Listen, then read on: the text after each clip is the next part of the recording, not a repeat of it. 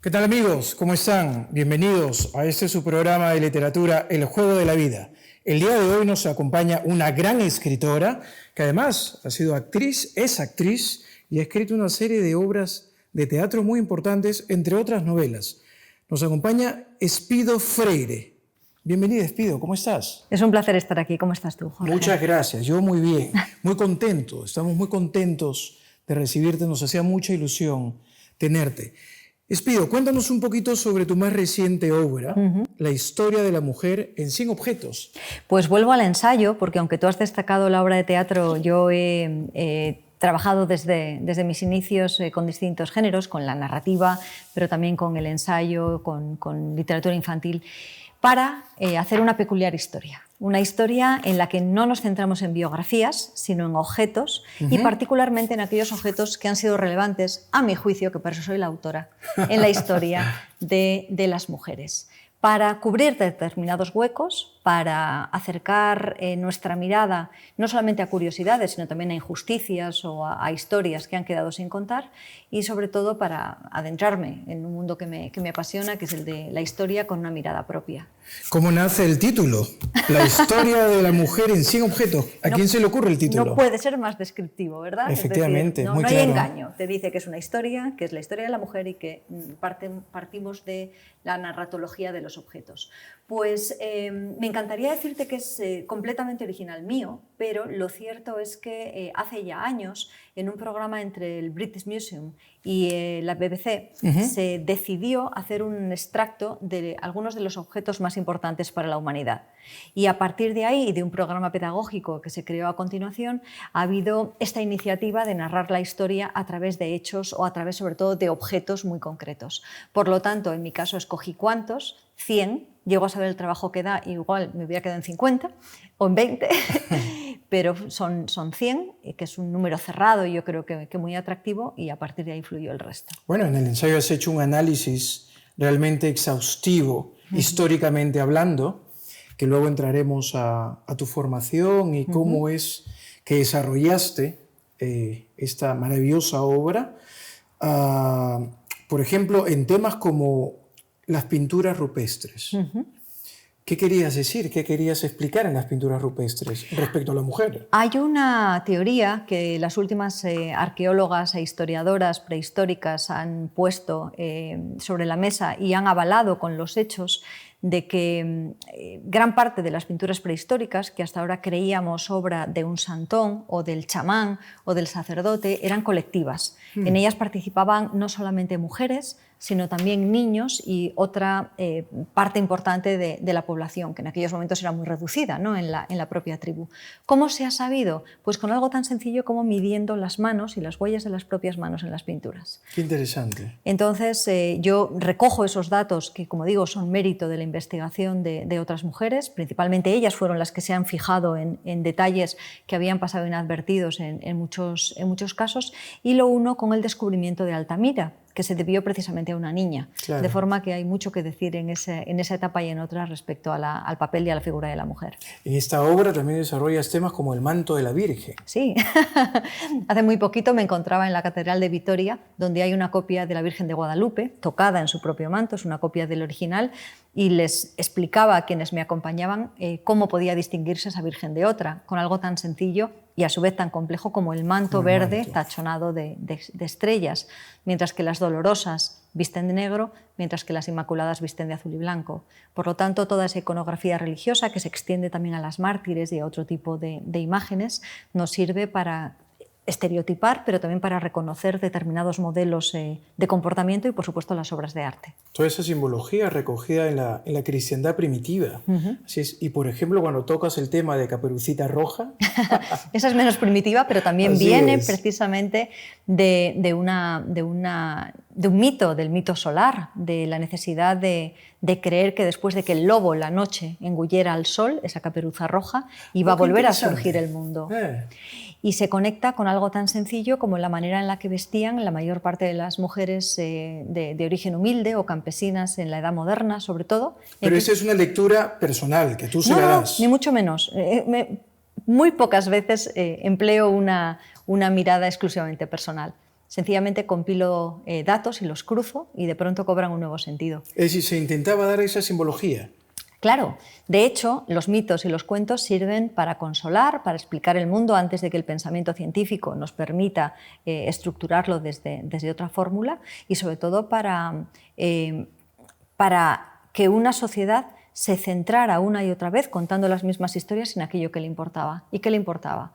El fin del mundo, el fin del día, las historias de sus propios héroes, la supervivencia y, dependiendo después de qué sociedad, las historias de amor o las historias de superación o de redención. Es decir, intentaba graficar el solsticio. ¿Sí? Eso. El solsticio en algunas ocasiones y en otras ocasiones sencillamente el que desapareciera el sol durante las noches, el que existiera un vacío de luz y por lo tanto también de lo conocido, el reino del terror y de las tinieblas en nuestro mundo. Claro. Imagínate, además, claro, luego han sido modificados y han sido estetizados, ¿no? Porque ahora mismo Caperucita con la incorporación... ¿Ese cuento se desarrolla en qué época? Los cuentos no tienen época, solamente se heredan. Fue creado, se sabe aproximadamente... Se recopila por Perrault, pero ya Perrault hace hincapié en la antigüedad de esa historia. Posiblemente, imagínate, surja, como pasa con Cenicienta, como pasa con otros cuentos, con la capacidad narrativa del ser humano. Es curioso, es decir, no hay un registro exacto, ¿no? Es imposible. De hecho, muchos mitos son reconstrucciones de historias anteriores y muchas veces de historias que... Iban cambiando, van evolucionando. Se iban contando con tradición oral con mayor o menor fidelidad. Pero como el mito de Santa Claus. Por ejemplo. De Papá Noel. Ese es muy reciente. Que supuestamente era un monstruo finlandés que se comía a los niños. Según otros era San Nicolás, de manera que... Efectivamente, luego migra a Italia con San Nicolás y luego se convierte en el Papá Noel, en el Santa Claus que todos conocemos, de rojo y todo esto. La manera en la que se transforma es en finales del 19, principios del 20, basándose en unas referencias muy oscuras, muy antiguas y muchas veces totalmente heterogéneas. Es decir, las cruza a alguien en un momento determinado porque le gusta, porque le parece bien. Hablando de objetos, tú hablas aquí de una muñeca muy famosa, de Barbie, que a mí me hizo mucha gracia ahora último cuando tuve que comprar un regalo y vi estas muñecas, pues están cambiadas totalmente. Ya no es la Barbie de antaño, ¿no? Ese ícono que teníamos con esa belleza preestablecida, pues ha cambiado totalmente. Las medidas han cambiado, las necesidades de la sociedad también y la forma en la que perciben esa muñeca también. Pero permíteme una pregunta. Sí. ¿Puedo aventurar que el regalo era para una niña? Sí, desde luego. No ha cambiado tanto, entonces. Claro, pero tienes en tu inconsciente, ¿sí? Además tienes la estructura, que la belleza podrá ser subjetiva, sí y no. Sí y no. Hay muñecas bellas per se, ¿no es cierto? Pero hay objetos que no pueden ser bellos, por más inclusivos que intentemos que sean en una sociedad. Pues estamos hablando de una muñeca, ¿no es cierto? Una muñeca tiene que tener ese representativo de una modelo, ¿no? ¿O no? De hecho, el gran éxito de Barbie fue que fue la primera en lograr eso. Hasta entonces, las muñecas eran generalmente niñas, representaban la figura de una niña o de un bebé, o de una mamá o una aya con un bebé. En muchas ocasiones también se incorporaban papás o hermanitos. El gran éxito y el gran descubrimiento de la inventora de Barbie fue fusionar un par de ellas ya existentes que tenían el cuerpo ya de una mujer adulta. Por lo tanto, las niñas no jugaban a ser mamás, sino que jugaban o bien a vestirlas o bien a atribuirles otro tipo de oficios. De hecho, la Barbie enfermera, la Barbie médico, la Barbie abogada, la Barbie nacen precisamente de ahí. ¿Y tú estás de acuerdo en que se haya modificado la imagen tradicional de esta Barbie? Lo cierto es que nadie me ha preguntado, por lo tanto mi opinión carece de peso. Yo creo que era importante que Te lo pregunto se modificara. partiendo del punto de vista que es un objeto, que es un objeto. Yo creo que era importante que se modificaran algunas medidas absolutamente irreales, no solamente en la Barbie, sino también en maniquís, en dibujos animados, en personajes de juegos y de videojuegos. Es decir, me parece que es importante el que la imagen femenina se adecue más a una realidad que a un estándar, pero es una visión particular. Sí, sí, muy bien. Con esta obra, con este ensayo, con esta crónica, si me lo permites, ¿qué quieres decir? ¿Qué quieres contar directamente? ¿Quieres reivindicar esos objetos con un tema desde el punto de vista feminista? ¿O qué pretendes hacer con esta novela? Quiero eso ya tan anticuado de ilustrar deleitando. Es decir, me encantará que quien se acerque a este texto aprenda, porque es un compendio, como tú decías, o una crónica no solamente histórica, sino también de usos, de costumbres, y por otro lado que saque conclusiones, porque hay objetos terribles y hay objetos de épocas en las que la sociedad era tan brutalmente desigual entre clases sociales, entre géneros, entre edades, que nos sirve de advertencia para no volver atrás. Y algunos todavía continúan en uso en determinadas sociedades. Nos permite también evaluar y valorar aquello en lo que hemos avanzado. Y nos permite también rendir un homenaje a la astucia o al ingenio o a la habilidad de muchas mujeres que inventaron o que, desde el punto de vista artístico, generaron objetos de enorme valor y que en ocasiones han quedado en un segundo o en un quinto plano. Qué interesante.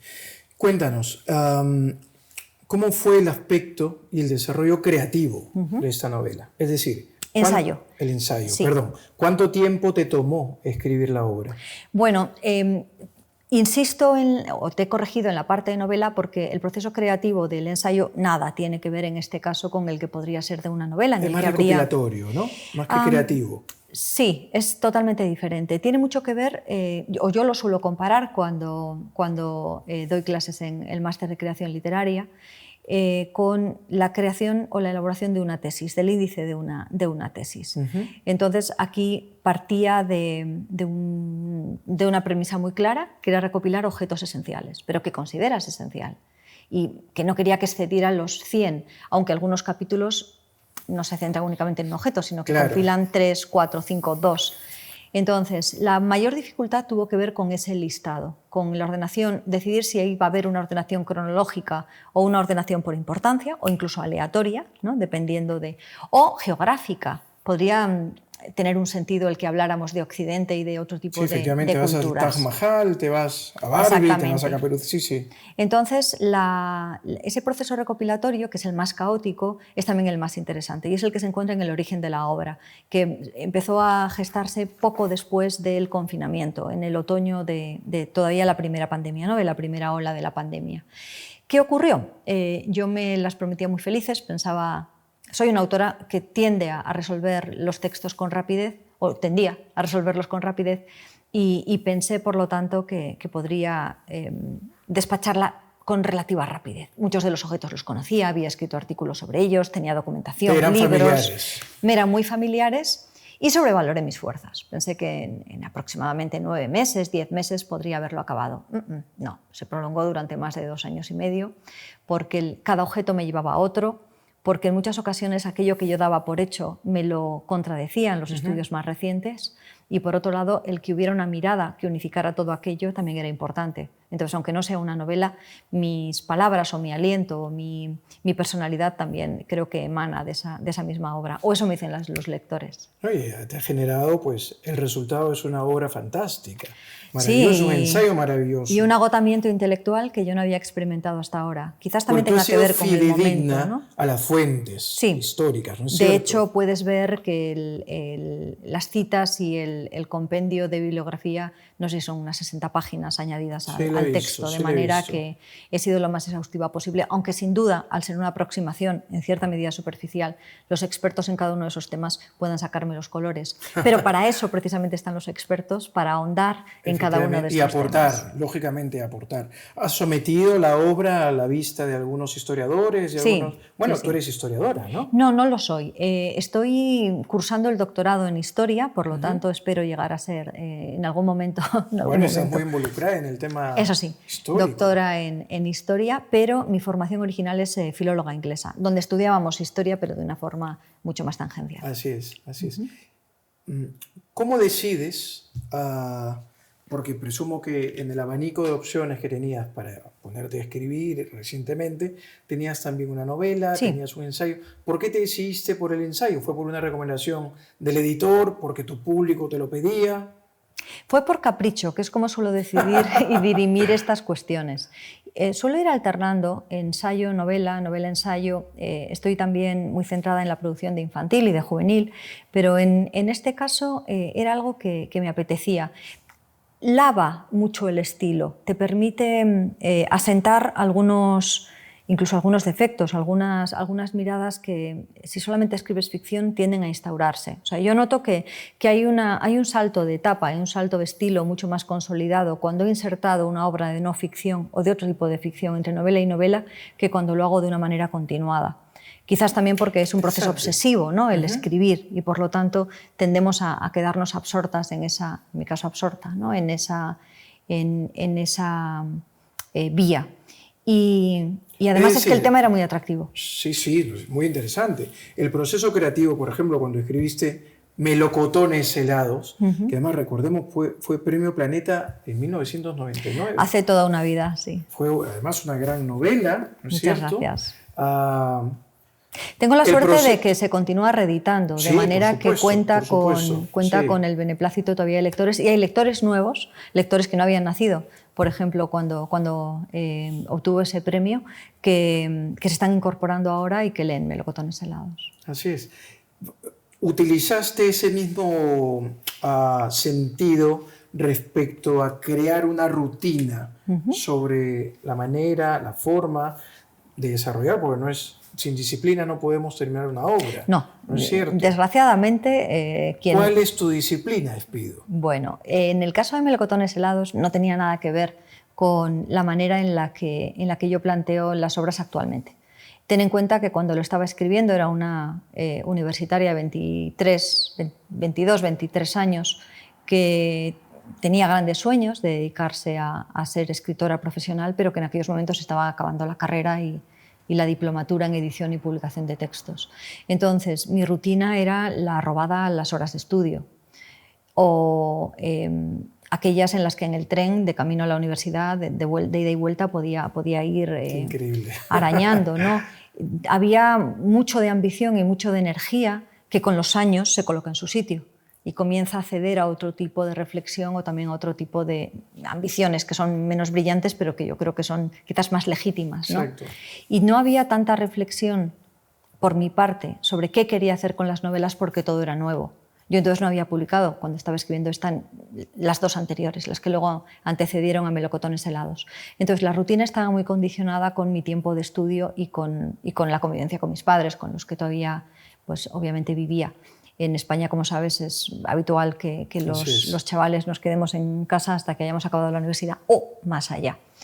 Y por lo tanto era una novela que nacía de una obsesión primaria, que era qué pasa con nosotros cuando nos despojan de todas las señales de identidad con las que nos identificamos, de todo aquello que consideramos que es Jorge, que es Espido, que es cualquiera de los espectadores que están ahora viéndonos. ¿Qué pasa con eso? ¿Cómo nos construimos o cómo nos destruimos? Claro.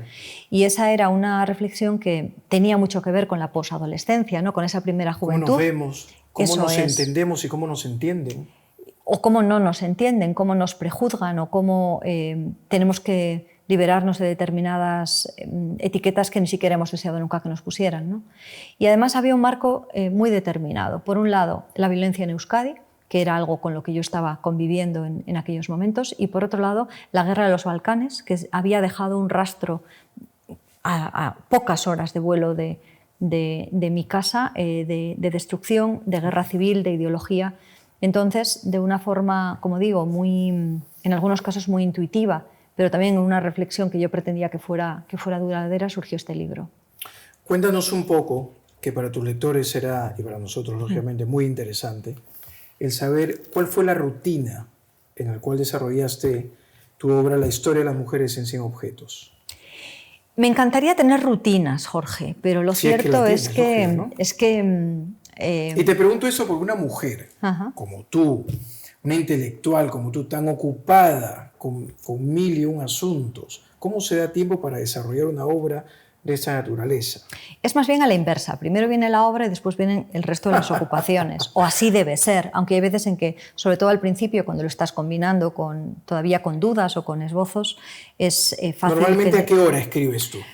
Como te digo, me encantaría tener rutinas, pero soy incapaz de mantenerlas. Que eso es algo que a mí me ha costado y que me ha hecho sentirme generalmente muy mal durante muchos años, porque trabajo mucho, escribo mucho, pero llevo mal las rutinas, llevo mal los hábitos fijos. eso de escribir, como algunos de mis colegas hacen, desde las 5 de la mañana hasta las 8, y luego hacen otras cosas. Yo a las 5 de la mañana solo pensar en levantarme y escribir, o sea, me dedicaría a cualquier otra cosa.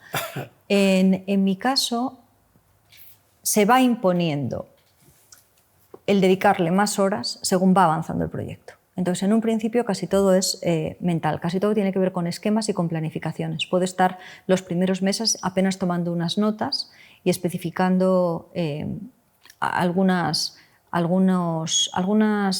trazos, además muy poco comprensibles para quien pueda estar a mi alrededor, ¿no? Y eso se puede combinar perfectamente con las conferencias o con los congresos literarios o con la actividad docente o con cualquier otra cosa que en ese momento tenga, ¿no? Porque yo tampoco soy una profesora convencional, es decir, imparto una serie de asignaturas en un máster que dirijo, pero lo hago únicamente durante unas pocas horas al año y después me dedico a supervisar los trabajos de fin de máster de esos alumnos también durante algún tiempo.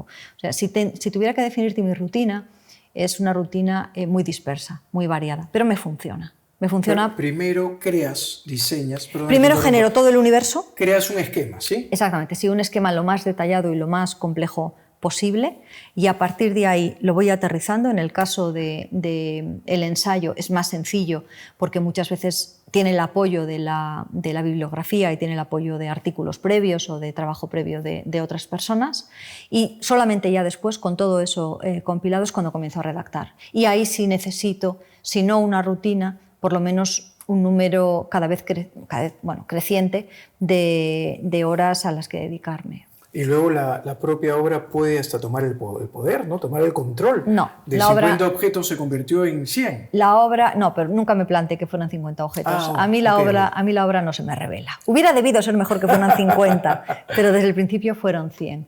No, al principio, cuando era muy jovencita, con la segunda novela que comencé a escribir, que no logré acabarla, de hecho, aprendí que no... Lo que es válido quizás para otros escritores, que es una redacción más aleatoria o el descubrir a lo largo del camino la trama o los personajes... Los personajes cobran vida. Para mí no funciona. Y no funciona precisamente porque alterno proyectos y por esa propia dispersión. Mi manera de mantener el control no es tanto la rutina como una férrea observancia de la trama, de los personajes, de la atmósfera. En el fondo tiene lógica, lo que pasa es que es una lógica un poco dispar. No, cada quien tiene su forma de escribir y además su rutina o no rutina, cada quien desarrolla. Y luego tiene también mucho que ver con las obligaciones o con la manera en la que yo he afrontado la vida en cada momento. Yo ha habido algún momento de mi vida en el que no he tenido muy buena salud. Por lo tanto, por mucho que intentara el dedicarme a escribir o el mantener unas rutinas fijas, no era capaz de llevarlo a cabo. Es decir, se imponía a otras circunstancias, como le ocurre a todo ser humano, ¿no? En ocasiones la marca el trabajo, en ocasiones la marca quien tenga, ¿no? Una familia creada, y en otras ocasiones pues también es... Yo no he dejado nunca de estudiar, siempre he continuado formándome en todo lo que he podido, y he dedicado mucho tiempo a la lectura, que también es tiempo, en cierta medida, robado a tu propia creación, pero que no es robado, sino que es añadido, es completado, es superpuesto. Y en caso de duda, o en las veces en las que he notado alguna dificultad de concentración o sencillamente te han roto el corazón, o estás en una mudanza, o acabas de llegar a un país extranjero y todavía no has encontrado tu lugar, ahí he dado siempre prioridad a la lectura antes que a la escritura. Aún así no está mal, son 30 y pico obras en 25 años, no hay queja. Está muy bien. Tú naciste en Bilbao. Sí.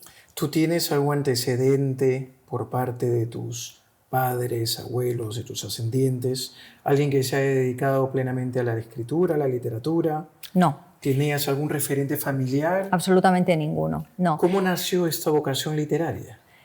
¿Tenías ganas de contar lo que ocurría? Yo nací en Bilbao, como tú has dicho, mis orígenes son gallegos, toda mi familia proviene de Galicia, en concreto de la provincia de La Coruña, y mis padres, como hicieron tantos otros en los años 60, emigraron de su tierra a otra que les ofrecía unas oportunidades mayores. Por lo tanto, traían con ellos una ambición de progresar y una ambición también muy propia de esa generación de que las hijas estudiáramos, de que ellos se sacrificarían en todo lo que hiciera falta, pero que nosotras estudiáramos. Qué noble, qué nobleza. Pues sí. y además estaremos en deuda eterna con esa generación que en muchos aspectos inmoló sus propias expectativas por nosotros. No sé si nosotros estaremos a esa la migración interna que se hizo tanto al País Vasco como a Cataluña. A Cataluña, por ejemplo, claro. Y por supuesto luego hubo otra externa, ¿no? Gran parte de mi familia emigró a Alemania, a Francia, a Suiza, a Inglaterra también. Bueno, en mi caso fue interna. ¿Cómo nace una escritora? En tu caso, ¿cómo te haces escritora? Pues... Cuando te pregunto eso, ¿cómo despierta en tu fuero interno las ganas de decir, bueno, pues a partir de ahora me pongo a escribir de verdad? Pues dentro de ese entorno en el que te estoy hablando, en el que los libros tenían una gran importancia, apareció algo que, bueno, apareció primero el hecho de que yo aprendí a leer muy pequeñita. Ahora permiten que los niños lean más tarde porque consideran que su desarrollo se ve, bueno, pues se ve favorecido por ello, pero cuando yo nací en mediados de los 70, en el año 74 en concreto, se consideraba como una señal de progreso y de inteligencia que los niños aprendieran a leer muy pequeñitos. Y claro, yo... Lo que considero es lo correcto, ¿eh? Cada uno tiene sus teorías. Yo descubrí el mundo de los libros, veía a mi hermana mayor leer y aquello me parecía fascinante. Yo quería leer en cuanto pudiera. Y hubo otro elemento clave, que fue una biblioteca municipal pública, de la que me hicieron socia con 5 años. Entonces, ya no importaba qué número de libros hubiera en mi casa, que eran necesariamente reducidos, ¿no?, por las circunstancias de migración de mis padres y demás, sino que había una sala enorme y después otra sala y después otra sala de libros para leer. Entonces, ahí fue donde yo primero descubrí la fascinación de la lectura y después la fascinación de contarle a mis amiguitas, a los niños que me rodeaban, las historias que yo leía. Por lo tanto, antes de escribir llegó la oralidad y llegó el que me escuchaban, porque posiblemente si yo no hubiera tenido pequeñitos oyentes a mi alrededor o padres y familiares que me alentaran, porque eso desarrollaba mi lenguaje, desarrollaba mi capacidad de entender el mundo, y si yo no hubiera tenido ese espectador ya desde el principio, es muy probable que no hubiera encontrado ese estímulo. O sea, ¿tú consideras que un escritor se crea entonces primero como un buen lector? En mi caso fue así, por lo tanto yo defiendo eso, pero sé que hay otras vías. Hay personas que llegan a los libros muy tardíamente, que han absorbido historias a través de otros formatos, no me atrevería... De la vida, del cine, de los cómics, de 1000 sitios, ¿no? En mi caso fue una formación muy convencional en ese sentido, ¿no? Del libro salté a otros libros y sobre todo de contar las historias y ver que las historias que yo contaba interesaban. Y a partir de ahí comencé a escribirlas, me comencé a presentar a pequeños premios. Te hablo de 7 años, de 9 años, de una infancia... De niña, claro. Y a escribir historias para mis amigas por encargo. Mis amigas del colegio todavía se acuerdan de ello. Y hablo en femenino porque éramos la última clase que fue estrictamente femenina en el colegio. Y por lo tanto, yo siempre tuve lectoras. Desde que... ¿Y qué te pedían? ¿Cartas de amor? ¿Cartas de romance? ¿Qué era? Me pedían aventuras, me pedían ser las protagonistas. Luego ya en el instituto ya llegaba el momento de las cartas de amor. Qué interesante. Las convertía, por lo tanto, en protagonistas de aventuras en las que nos íbamos a otros mundos. Y eran historias que no tenían todavía marcado el rasgo de género. Lo que queríamos era vivir cosas diferentes, ¿no? Y así comenzó. Y al empezar a ganar también los primeros premios pequeñitos, el refuerzo que recibes positivo es enorme. Y ya yo creo que en torno a los 12, 14 años ya no había vuelta atrás. Yo ya sabía que lo que quería hacer o a lo que me quería dedicar era eso, pero no sabía cómo, porque como tú bien dices, no había ningún antecedente, ni yo tenía ningún contacto, ni tenía la menor idea de cómo esas historias que yo estaba gestando podían llegar a un público mayor que mi entorno inmediato. ¿Y por qué te decidiste a estudiar por filología inglesa? Bueno, primero empecé Derecho, porque me parecía que yo era una buena estudiante y tradicionalmente las estudiantes de letras, qué desperdicio si no te dedicabas a algo provechoso como era el Derecho. Y a los 2 meses de estar en Derecho, asimilado ya el Derecho romano, dije, ¿te aburriste? Yo me he equivocado. Eso está aburrido, ¿no? El Derecho romano sí me gustaba, y el Derecho natural, pero era pensar en continuar varios años más de estudio y varios años más. Yo lo deseaba enfocar hacia la carrera diplomática, hacia posiciones en ese terreno, no hacia el ejercicio de la abogacía. Tu intención plena era escribir.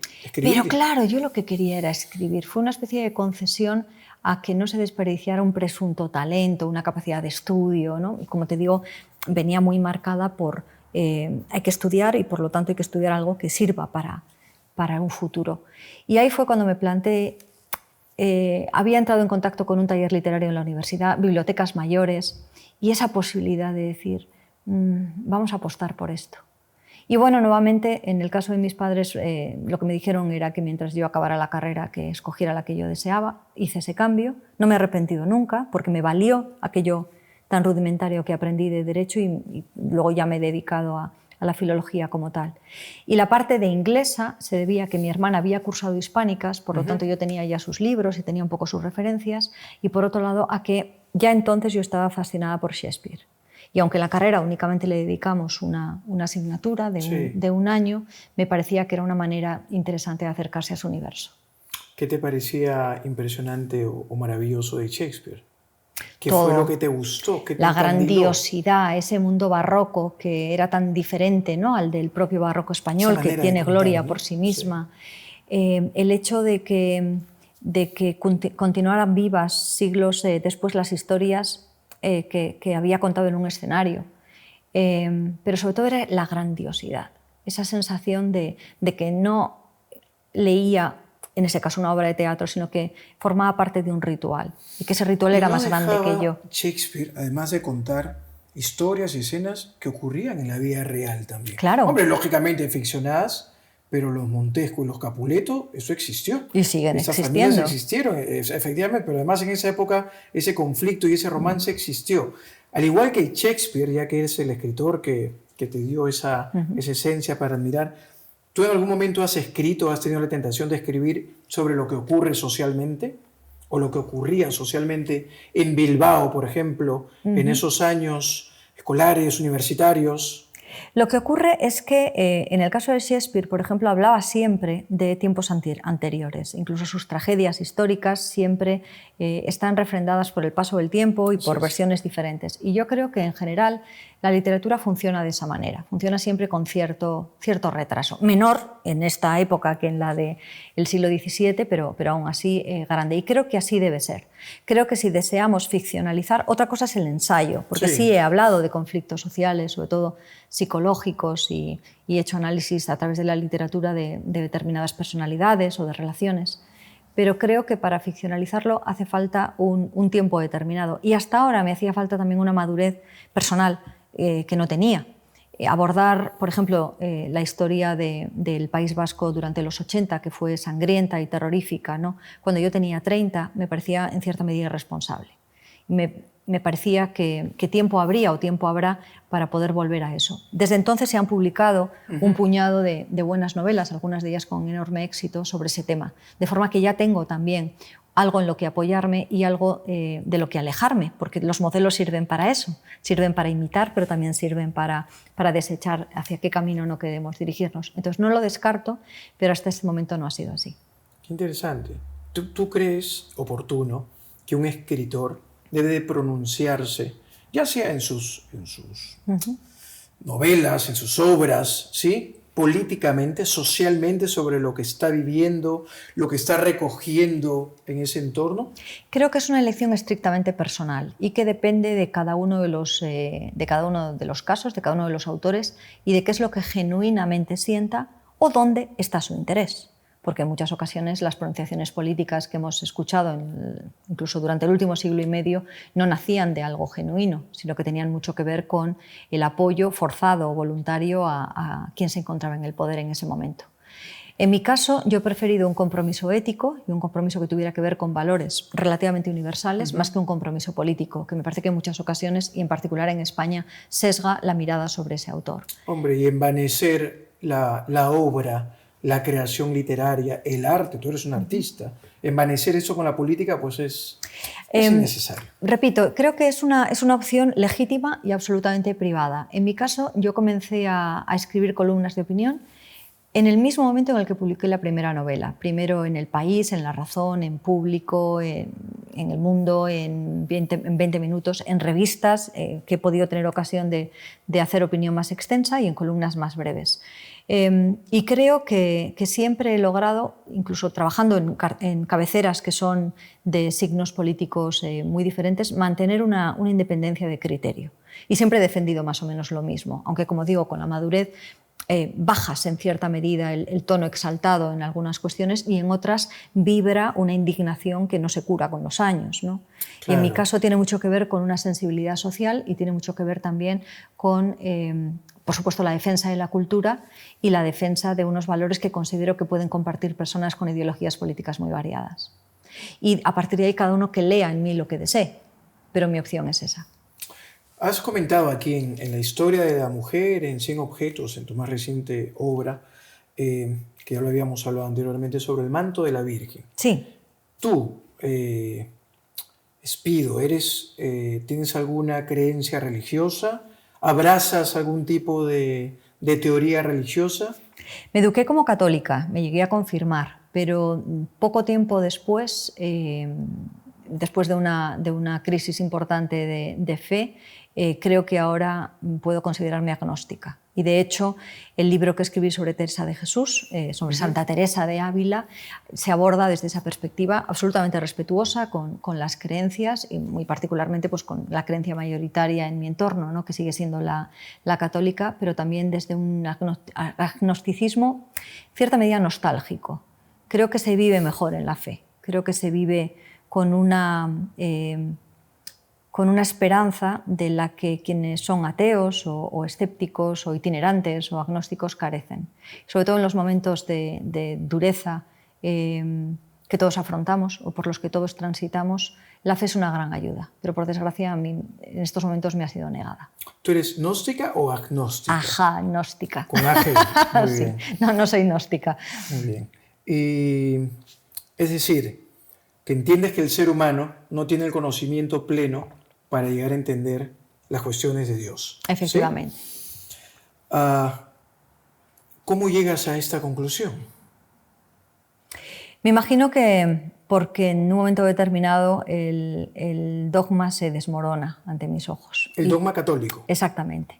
Y también por una comparación, precisamente mientras estudiaba en la Universidad de Historia de las Religiones, por una comparación con otras y por lo tanto con una relativización acerca de qué valores me aportaba y qué era lo que yo en esos momentos creía. No lo que había heredado, sino que yo en lo que creía de una forma autónoma. Interesante. Tú, como artista, ¿sí? Ya nos has explicado que no descartas el pronunciarte en alguna obra políticamente.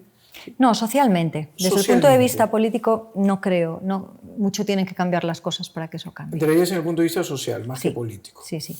¿Qué te parece lo que está ocurriendo actualmente con la política nacional? ¿Estás de acuerdo? ¿Estás en contra? ¿Crees que hay otra manera de solucionar el tema? La manera de solucionar el tema siempre es hablando y siempre es el diálogo. Y en estos momentos, como en otros en la historia, el diálogo que se mantiene es insuficiente, pero no es nada nuevo. Cualquiera que haya vivido en este país durante los años que yo he vivido ve que cíclicamente se producen conflictos y se solventan esos conflictos. Y sin estar absolutamente al tanto de la actualidad, porque ahora mismo me lo puedo permitir, las columnas que tengo no son de opinión política y tampoco soy tertuliana, tengo una cierta esperanza porque lleguemos a un entendimiento y a un diálogo mayor. Todo está muy exaltado en estos momentos. Las redes sociales no han contribuido precisamente a desinflamar esa situación, pero la retórica es idéntica a la de hace algunas décadas o incluso a momentos que sin duda todos recordaremos más recientes, ¿no? Durante el proceso, durante muchos otros. Bueno. Tú como directora de un máster en literatura... De dos, en realidad. De dos másteres. En literatura y en creación literaria. En creación literaria. O uno es en creación literaria y el otro es en creación literaria y nuevas narrativas. ¿Con qué universidad? Una con la Universidad Internacional de Valencia y otra con DECOR, que entra dentro de UNIE. ¿Qué consejo, qué recomendación le darías a aquellas personas, tanto que quieren escribir una novela o que quieren escribir un ensayo? ¿Cuál sería el primer paso? Es decir, pues mira, si tú realmente quieres ser un escritor, ya lo has dicho anteriormente, ser un buen lector, en tu caso fue de muy pequeña la oralidad, pero luego, ¿cuál sería el primer consejo? Por ponerte a escribir, por más que escriban, lo pueden hacer mal todo el tiempo y no avanzar, ¿no? Eso nos ocurre a muchos. Bueno, mis pobres alumnos, que son adultos todos ellos, y algunos de ellos de mayor edad y con una carrera prestigiosa en otros oficios, están muy acostumbrados a oírme repetir una y otra vez las mismas cuestiones, ¿no? Y una de ellas tiene que ver con que moderen las expectativas. Es decir, la mayor parte de las veces cuando alguien quiere ser escritor o escritora lo hace porque hay un sueño, más que una observación de la realidad. Creen que el hecho de ser escritor les salvará o les les proyectará hacia un mundo que tiene mucho de ideal y muy poco de realista. Incluso personas con una carrera importante en el mundo de la empresa o del derecho o de situaciones muy pragmáticas a diario, ¿no?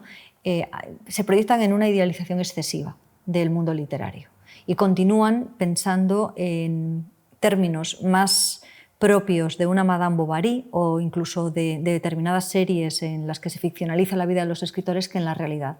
Entonces lo primero es un baño de realidad, ¿no? En esas expectativas. Lo siguiente suele ser el hecho de que moderen su ego y mejoren su autoestima. Qué interesante, desarrolla esto. Yo creo que es muy importante para cualquier aspirante a escritor, porque muchas veces nos sobra el postureo, nos sobran los delirios de grandeza, nos sobra el creernos quienes seremos en un momento determinado y en cambio nos falta seguridad de nosotros mismos, nos falta un planteamiento razonable o serio de aquello que queremos hacer, nos falta un plan de lecturas, nos falta incluso una racionalización de la que muchos artistas huyen, pero que yo creo que en el caso, sobre todo de quien quiere ser novelista, es conveniente. No digo que sea imprescindible, pero sí situar en un marco mucho más real los sueños o las quimeras o las fantasías. Y les suele venir muy bien, porque eso les obliga a enfrentarse a muchos de los miedos que ya tienen y que pueden utilizar como un material literario, sencillamente para librarse de ellos como una carga que llevan ya arrastrando mucho tiempo. Sí, has dicho Madame Bovary. Bueno, sí. Flaubert en sus cartas explicaba, narraba, decía que él escribía porque no tenía otra opción, porque no podía hacer otra cosa, porque no le salía en la vida hacer otra cosa. Qué curioso. Es decir, que sean escritores, sí, ¿no es cierto? No por el futurible de un premio o el reconocimiento intelectual que podría dar una novela, sino porque realmente lo ambiciona. Ese es el consejo. Bueno, yo no pensaba tanto en Flaubert como en Madame Bovary, en esa Madame Bovary que se enamora a través de los libros y que luego proyecta su propia emoción en una realidad que no le corresponde, ¿no? Así es. En el caso de Flaubert y muchos otros autores que hicieron afirmaciones muy hermosas, pero también muy exaltadas acerca de la necesidad de escribir... Faulkner, Stevenson, el que Borges, más rabia te todos, dé, o cualquiera de los recientes éxitos, ¿no? Que hablan en términos muy absolutos de la necesidad de escribir. Yo siempre digo que lo pongan en cuarentena, que mentimos constantemente y que mentimos sobre todo cuando tenemos una cámara delante, un periodista delante. Espero que no nos hayas mentido. Yo tiendo a ser criminalmente sincera, ¿no? A cometer sincericidios cada vez que puedo. Eso se agradece. Y para mí también ha sido una búsqueda personal, ¿no? El hecho de olvidarme de determinados pájaros en la cabeza y centrarme en la creación como tal y en la generación de una obra que sea única, que tenga algo que aportar y que, por supuesto, en mi caso yo soy una autora profesional, que tenga también una correspondencia en un mercado. Pero va por ese orden. En muchas ocasiones prima el éxito que han tenido algunos autores sobre la realidad, que es que la mayor parte de los autores venden muy poco y no se pueden dedicar profesionalmente a ellos. Entonces yo les suelo hablar de mi caso como lo que es una excepción. La mayor parte de los autores que comenzaron conmigo, de los aspirantes a escritores que comenzaron conmigo, no han logrado una dedicación profesional. Y no pasa nada, es igualmente honroso. Podrán publicar cuando lo deseen o cuando estén preparados, o no publicar, pero continuar escribiendo. Y sobre todo el hecho de crear entre quienes aprendemos más de literatura y más de creación literaria un tejido cultural importante que se notará cuando estén haciendo gestión cultural o cuando estén en sus clases impartiendo lecciones a sus alumnos. Tiene un valor en sí mismo. ¿Se aprende una técnica para escribir? Sin duda. Y de hecho, uno de los objetivos que yo tenía cuando comencé a escribir era transmitir aquello que yo estaba aprendiendo y que estaba aprendiendo muchas veces de una forma intuitiva y que me hubiera ahorrado mucho tiempo y muchos sacrificios y mucho esfuerzo si hubiera tenido unas guías más fiables. Si podrías resumir esas guías, ¿cuáles serían? La esquematización de los distintos procesos de creación. Cada uno de los libros va a tener, y cada uno de los géneros va a tener uno, pero eso sí que es importante. El alejarnos de copias como puede ser el guión, o como puede ser la obra de teatro, como puede ser cualquiera de los géneros que en ese momento estén, en este caso el videojuego, ¿no?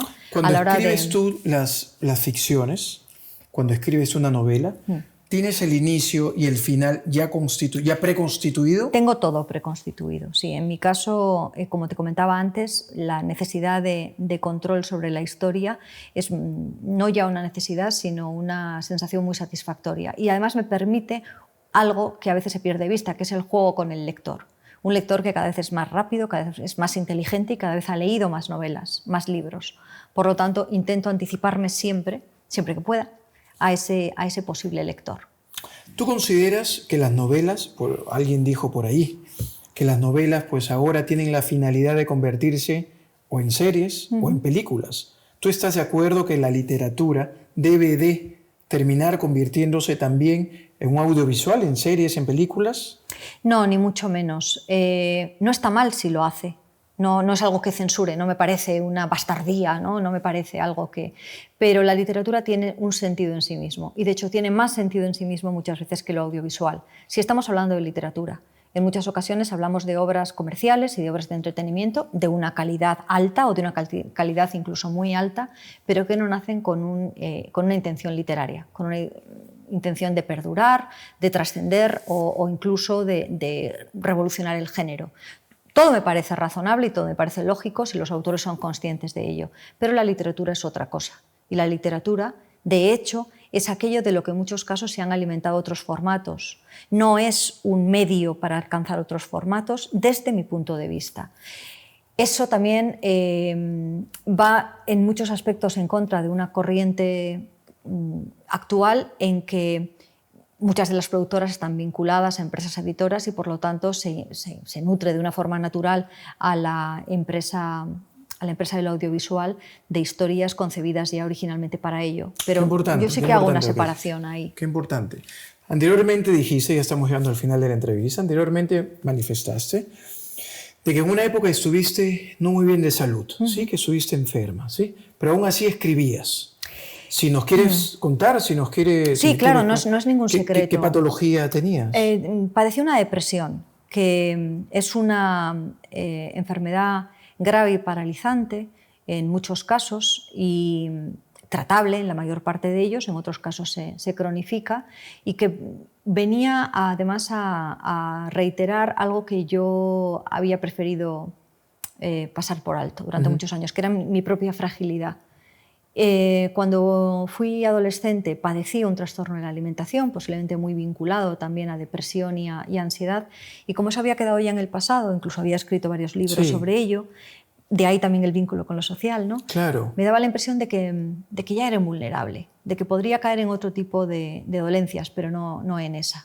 Y de pronto, en torno a 2013, ahí acecha el fantasma de la depresión. Tenía también antecedentes familiares, es decir, había muchas circunstancias en ese momento que se manifestaron. Y claro, la depresión, por muy embellecida que esté a veces en según qué escenarios, es atroz, es destructiva y en muchos casos te priva de la capacidad de concentración o de la capacidad de creación. Yo pude continuar reescribiendo mal que bien, pero sobre todo lo que hice fue leer y fue encontrar en textos muchas veces clásicos algunas respuestas. Revisé mucho de lo escrito ya. Y había algún momento en el que me resultaba casi imposible enfrentarme a la vida cotidiana y a sus obligaciones, pero en cambio sí que mantenía, casi como una evasión, una cierta capacidad intelectual. Y de ahí salió Para vos nací, el libro que escribí sobre Teresa de Jesús, porque era un buen momento para explorar la mente y la vida de una autora que también había pasado por etapas muy oscuras. Y sobre todo me dio una comprensión del mundo. Yo siempre me considero una persona empática, pero me dio una compasión, y empleo la palabra conciencia, por quien sufre y por quien no es capaz de expresar, que no era mi caso, ¿no? Lo que estaba sufriendo, yo creo que casi infinita. Porque yo tenía la herramienta de la palabra y no perdí el sentido del humor y no perdí la capacidad era un humor muy amargo, muy negro. Y no perdí tampoco la capacidad de expresar cómo me estaba sintiendo. ¿Y esa depresión se encadenó por un hecho que te ocurrió o era por la alimentación? No tenía nada que ver. El tema de la alimentación había quedado solventado muchos años antes. No, tenía que ver principalmente con hacia dónde me estaba llevando mi carácter. Con un perfeccionismo extremo, con una competitividad conmigo misma enorme, con una frustración de no alcanzar nunca las metas que yo había fijado para mí. Y bueno, luego hubo circunstancias externas, la gran depresión. Tuviste mucho éxito desde muy joven. Sí. Una mujer como tú, con esa elegancia, muchas gracias. con un nivel intelectual que todos lo podemos notar. cómo es que cae en la depresión, ¿sí? Si no es por circunstancias propias de una alimentación y no de algo que te había ocurrido, ¿no? De un hecho, la muerte, la pérdida de alguien o algún hecho puntual. Pero creo que lo más importante de esta pregunta sería, ¿cómo saliste de esa depresión? Bueno, hay muchas cosas increíbles respecto a por qué alguien se deprime. Y como digo, en mi caso había un componente genético, había un entorno que en esos momentos era de crispación y de duda, estamos hablando de los años posteriores a la gran recesión, y había una manera de concebir el mundo, como te digo, muy exigente conmigo misma, que no me estaba haciendo ningún bien. Y cuando se juntan varios elementos es cuando eso se desencadena. Por lo tanto, hay que desliar esa madeja poco a poco para salir. En mi caso fue necesario terapia durante bastante tiempo, fue necesario un cambio de hábitos y fue necesario también una medicación durante un corto espacio de tiempo. Por suerte pude dejarla pronto porque adquirí otro tipo de herramientas psicológicas que me han llevado hasta el día de hoy. Qué importante es tener ayuda profesional. Es básico. Y yo sé que hay personas que han tenido experiencias desiguales, pero yo no hubiera podido salir si no hubiera sido con la terapia. Y sobre todo abandonar. ¿Cambiaste la dieta? Cambié, la dieta no era realmente importante, porque como te digo, hacía muchos años que yo había solventado los conflictos que tenía emocionales y que se vinculaban al cuerpo. Se dice que una dieta baja en proteínas no, pero en mi caso yo comía como una lima, no era ese. El problema no era ese. El problema tenía que ver con el peso que me echaba encima. Tenía que ver con la manera en blanco y negro en que yo veía la existencia. Tenía que ver con la carga de trabajo, que era excesiva, y con el no perdonarme ni el menor de los errores. Y todo eso, acarreado a lo largo de mucho tiempo, lo que acababa por generar era una personalidad muy inflexible, en la que solamente lo mejor era percibido como normal, ¿no? Por debajo de eso estaba fracasando. No era un fracaso ni siquiera laboral, era una percepción íntima de fracaso. Entonces, al ir bajando ese nivel de exigencia, al permitirme incluir una gama de grises, al relativizar todo aquello que me ocurría y sobre todo al poner la salud en primer término, todo lo otro dejó de importar porque yo quería salir de ahí. Era un lugar tan tétrico y tan oscuro en el que se encontraba mi mente que me horrorizaba el pensar que iba a estar ahí el resto de mi vida. Tenía muchas ganas de curarme, muchas ganas de salir, muchas ganas de encontrar técnicas diferentes y de probar salidas distintas. Y esa fue la solución. Muy válida. ¿No te parece que al igual que César Vallejo, que Oscar Wilde, que padecieron de depresiones infinitas, pero ellos atribuían su fertilidad literaria gracias a estas depresiones, y que decían que si no hubiesen estado en esos estados de depresión, jamás hubiesen podido escribir las maestrías que escribieron? ¿Tú en esa época pudiste escribir de manera correcta como escribes ahora? Sí, escribí bastante y muchos esbozos y, como te digo, muchas correcciones. Pero te diré una cosa también, Jorge, la depresión para quien la quiera, el drama para escribir para quien la quiera, la infelicidad para quien la necesite. No es un motor de nada, ¿no? Creo, de hecho, y es una de las cosas que transmito a los estudiantes de creación, que es uno de los errores comunes en los que se cae. Está muy mitificado. No está bien estar mal. Y sobre todo si se puede evitar, si se obtiene una felicidad mayor o una madurez como persona superior, nuestra literatura se va a ver beneficiada. Eso no significa que yo haya dejado atrás del todo, por ejemplo, determinada manera de ver el mundo. La cabra tira al monte, pero ya no es patológico. Es decir, puedo continuar exigiéndome, pero no de la manera en la que me lastraba mi propio avance. Continúo, como te digo, siendo enormemente empática, pero los problemas de los demás son de los demás, los míos son los míos. He logrado no fusionarme con el otro, que era algo que a mí me perturbaba mucho porque hacía míos los problemas ajenos, el sufrimiento ajeno, y cargaba con mucho peso. Es decir, lo que yo logré fue encauzar una personalidad con la que me siento ahora mucho más a gusto y con la que creo que soy más productiva y creo que puedo resultar más útil a otras personas. Y eso, por supuesto, va paralelo a la creación o a la calidad literaria. Es decir, he ganado en todos los aspectos. Qué importante es conocerse a sí mismo. Es una tarea que lleva toda la vida y que posiblemente moriremos sin haberla completado, pero el intento en sí mismo tiene algo de glorioso, ¿no? Tiene algo de digno, de noble. Así es. Pues despido hemos estado encantados Igualmente. de tenerte. Ha sido un honor, un privilegio poder escucharte. Además, gracias por compartir con nosotros esta etapa en la cual pues, padeciste esa depresión, que has salido muy bien librada de ello y que es bueno estar en la luz y no en la oscuridad. Hombre, imagínate si no hubiera hecho ese trabajo previo durante el confinamiento, durante otros golpes que me ha traído la vida de otra manera. Imagínate que una hubiera persona sido que de mí, consume ¿no? alcohol Por o ejemplo, algún otro estupefaciente. o que tiene una dependencia emocional o que no es capaz de salir de según que cada uno sabe qué cadenas arrastra, ¿no? A mí me sirvió en su momento, yo bordeaba entonces los 40, me sirvió para dirigirme hacia una madurez y espero que hacia una vejez mucho más equilibrada y sobre todo mucho más feliz. Y creo que eso se nota. Un escritor no solamente escribe, manda un mensaje. En unas conferencias o en unas clases o en unos ciclos es capaz también de transmitir una visión del mundo y yo creo que en ese sentido me enriquecí. Guido Freire, muchísimas gracias. Un placer. Recordemos, La historia de la mujer en 100 objetos, una obra